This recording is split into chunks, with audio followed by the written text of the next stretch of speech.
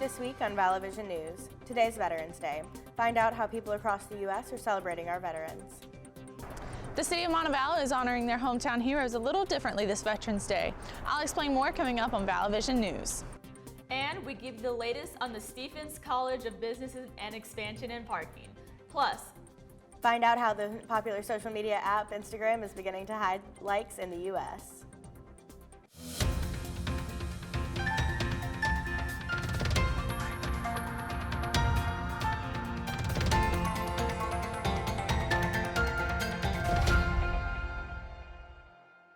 hello and welcome to Vallo Vision News. I'm Michaela Franklin. And I'm Stephanie Michael. Thanks so much for joining us on this Veterans Day. We've turned the set red, white, and blue in celebration. A day of gratitude, a day to honor U.S. veterans across the country. Our veterans risked everything for us. Now it is our duty to serve and protect them every single day of our lives. The president speaking at a Veterans Day parade in New York, honoring those who gave service to the United States. To every veteran here today and all across our land, you are America's greatest living heroes. The president wasn't the only one. Vice President Mike Pence laid a wreath at the Tomb of the Unknowns at Arlington National Cemetery, later giving remarks. And on this day, on behalf of your president and a grateful nation, thank you. Democratic presidential candidates also stepped away from the campaign trail to pay their respects as well. Mayor Pete Buttigieg, a veteran himself, attended a ceremony in New Hampshire, and one of the Democratic frontrunners, Bernie Sanders, held a Veterans and Seniors Town Hall in Iowa. On Veterans Day, and I want to salute all of the men and women who have put their lives on the line to defend our country. We thank you very much.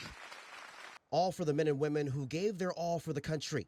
For many, it's all about unity in a country that's divided politically. I'm Daryl Forges reporting. Vallo Vision News reporter Kelly Garrett joins us now with a look at how Montebello is honoring their own veterans. Kelly? The city has a new way to celebrate its hometown heroes across town this Veterans Day. The city of Montebello has put up new banners around town to honor their veterans. The signs are dedicated to heroes from the Montebello area, with the earliest service dating back to 1917. All 5 branches of the military are represented and many different rankings honored, including U.S. Army Major Jim Day. It's a nice representation of the service, I think, of the community, the members of the community, for serving their country. Families are happy they are able to pay tribute to their loved ones in this way as well.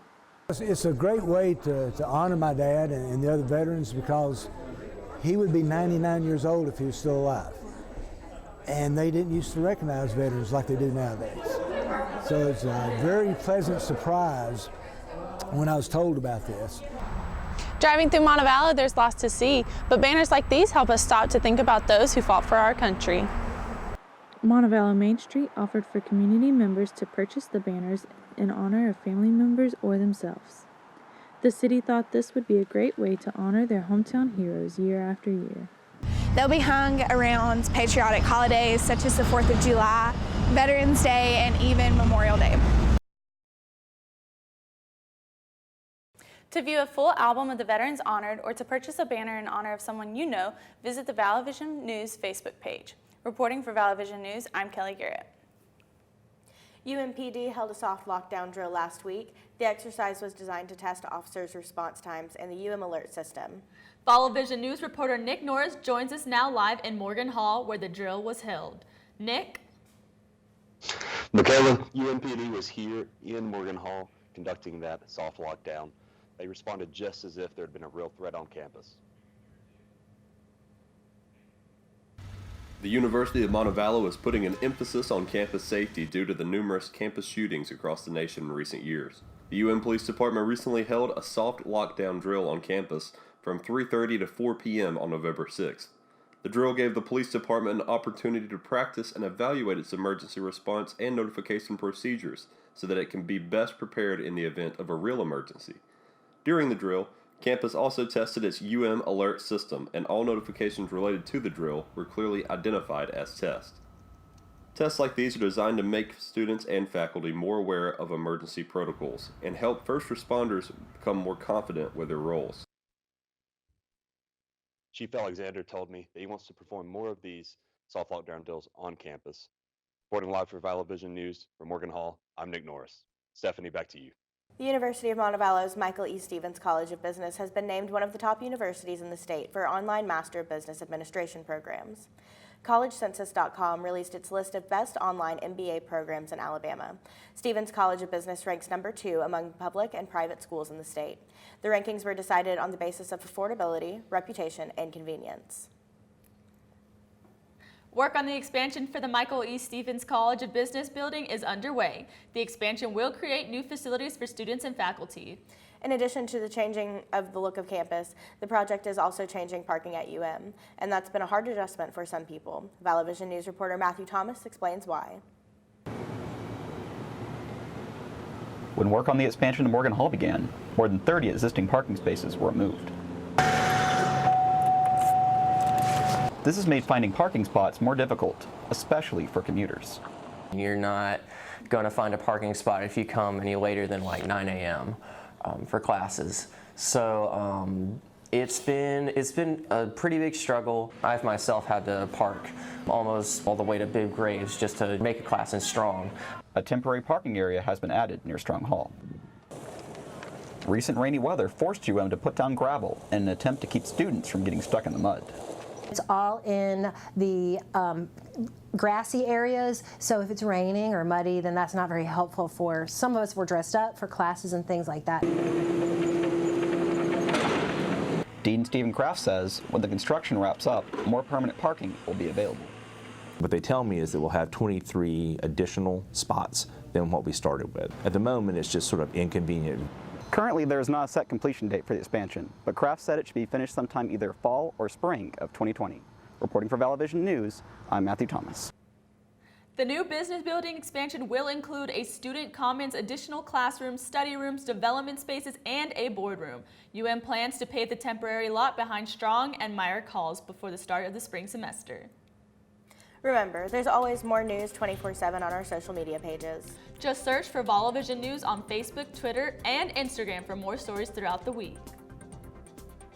Still ahead on Vallo Vision News, President Trump visited Alabama to watch the Crimson Tide take on LSU, how that game set a new record for college football.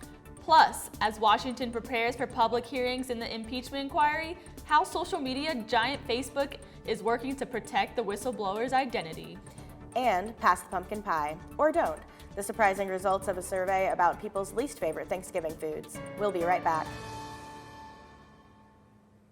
The University of Montebello is designated a military-friendly school for offering the best educational opportunities and support available. You served. Now our Office of Veteran and Military Affairs is here to serve you. Visit youbelongatmontebello.com to learn more. Welcome back to Vallo Vision News. President Trump visited Alabama over the weekend to watch one of the most highly anticipated college football games of the season as the Crimson Tide took on LSU. When he was introduced in the Bryant-Denny Stadium, a White House pool reporter said there appeared to be a few boos mixed in with otherwise overwhelming cheers. Trump won the state of Alabama in the 2016 election. This was Trump's third time appearing at a major sporting event in the past 2 weeks. Another Trump made the trip to the Tuscaloosa as well. The infamous baby Trump balloon that has become a symbol for critics of the president followed Donald Trump to the LSU-Alabama game, but was slashed before the game kicked off. Alabama native Hoyt Hutchinson was charged in connection of knifing and deflating the balloon. Hutchinson reportedly detailed his plans to pop the balloon before the incident on a Facebook Live video. A GoFundMe account raised over $30,000 to supposedly pay for Hutchinson's legal fees, and Hutchinson has since been released on bond. Alabama-LSU game, most watched regular season football game in nearly a decade. The LSU's 46-41 victory over the game drew more than 16.6 million viewers for CBS, making it the most watched college football game of the season. Congress is gearing up for the public impeachment inquiry of President Trump. Live hearings are set to start Wednesday. At issue is a whistleblower complaint alleging Trump tried to pressure Ukraine into investigating Joe Biden and his son. Diplomats have testified about the July phone call and whether Trump intended to use military aid for the country as leverage for an investigation. President Trump has repeatedly denied any wrongdoing. Facebook is removing content mentioning possible names of those of the person who sparked the Trump impeachment probe. The social media giant announced Friday that any potential name of the whistleblower will be taken down. Facebook says mentioning the whistleblower's name violates its coordinating harm policy. That policy prohibits content outing a witness, informant, or activist. Facebook says it will revisit the decision if the whistleblower's name becomes widely publicized. Coming up next, Disney Plus launches this week. We talked to UN professor Dr. Bruce Finkley about what to expect. We'll be right back. Montebello is listed as one of the most beautiful public college campuses, but it has so much more than good looks. It's been named a College of Distinction 7 years running. Plus, it offers 75 majors and the chance to belong to more than 90 campus organizations. Visit youbelong at montebello.com to learn more. Welcome back to Vallo Vision News. After months of anticipation, we're just a few hours away from the launch of the Disney Plus streaming service.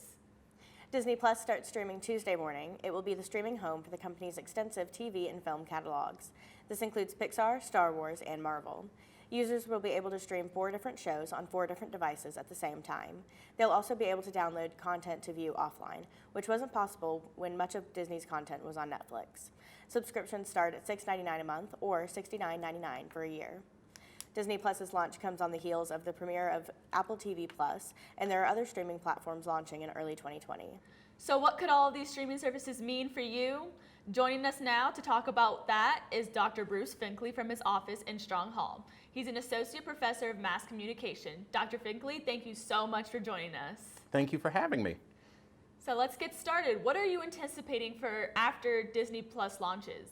So I think what we're going to see is Disney Plus is going to quickly establish itself as one of the biggest names in streaming content. So, there's been a lot of discussion about, how crowded the field is becoming, but I think, with that mix of the Disney library, Pixar, Marvel, Star Wars, and Nat Geo, I think, you've got the quality programming, you've got the family-friendly programming, and there's going to be enough exclusive programming that I think you're going to see Disney become a real heavyweight in the streaming arena.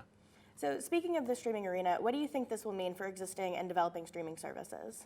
Well, I think they're all going to be watching with bated breath about what's going to happen. There's been a lot of discussion about, Disney Plus and what it means to Netflix, especially with Netflix losing a lot of that content.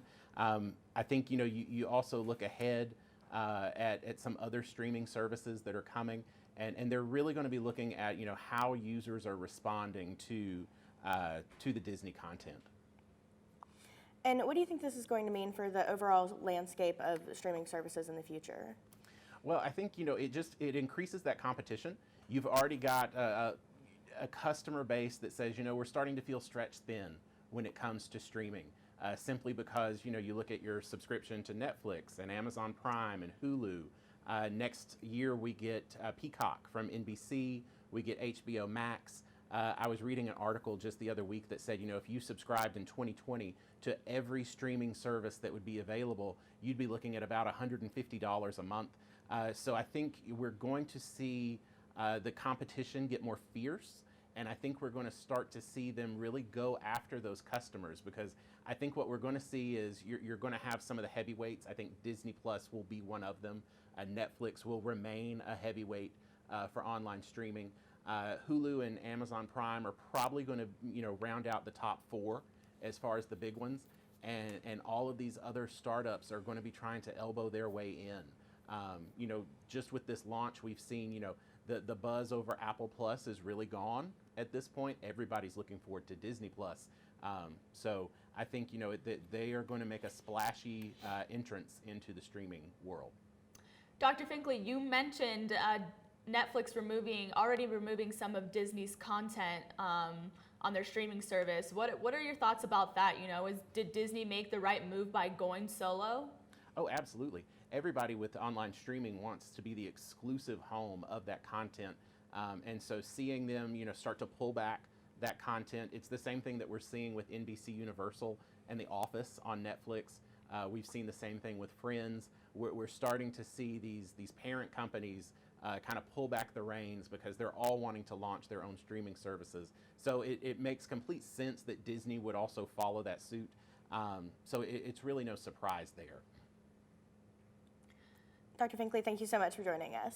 Thank you so much for having me. Coming up on The Buzz, don't like to eat your veggies? why your genetics may be making you a picky eater. We'll be right back. Create your future as a social media manager, filmmaker, journalist, and so much more with a degree in communication studies and mass communication. Visit montevallo.edu/COFA for more information. You belong at Montevallo.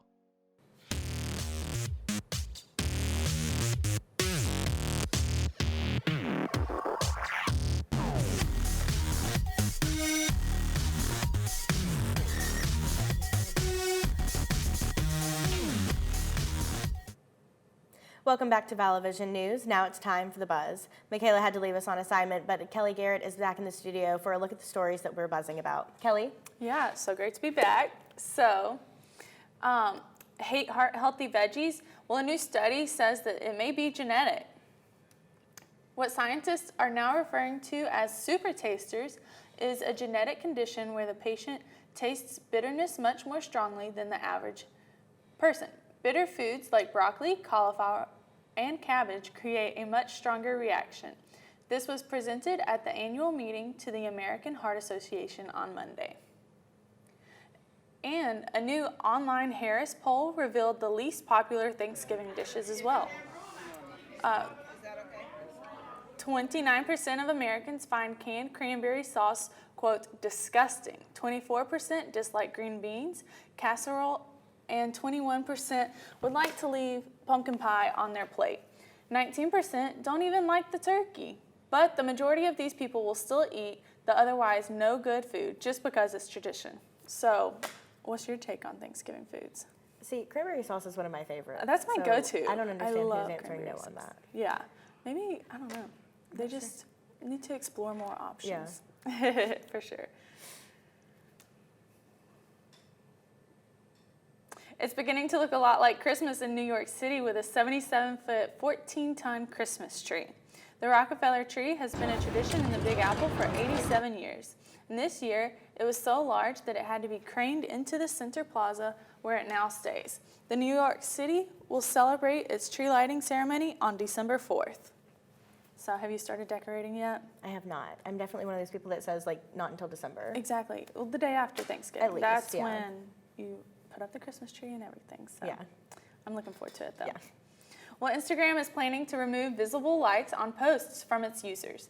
The social media platform tested this out in other countries earlier this year and now is testing in the US. These likes will be seen by the person posting, but those who view the post won't be able to see who else has liked it or how many people have liked it. Instagram CEO says the move is to depressurize the social media platform. Some users are happy for the change, but others fear they could lose sponsorships if their followers can't see their likes. So I don't know how I feel about that. Like, I don't think the likes so much influence my behavior on social media, but yeah, I don't know that. I mean, I guess maybe if it's a video and I've seen a bunch of people have liked it, then maybe I'll look. But I guess, like, at least with my friends and stuff, I don't really look how many people have liked it. I guess with the people that are trying to make it big on like YouTube and Instagram, that I could see where it impacts them. But yeah, I've heard more that people would rather do it with the comments than the likes. Yes, yeah, I could see the comments getting in the way of things. Well, a Chicago man is filling his superhero dreams. He's building a replica Batmobile that he's calling the Big Black Car. If you think superhero cars are just for superhero movies, think again. He calls this the Big Black Car. He's been working on it for 4 years in his garage, and it doesn't only look cool, it can pivot in place for a quick exit, and it runs great too. He doesn't plan to drive the car around much. Instead, he wants to take it to charity events to help bring in more donations for good causes. Well, that's all the time we have for today's show. Remember, there's more campus and community news on our website.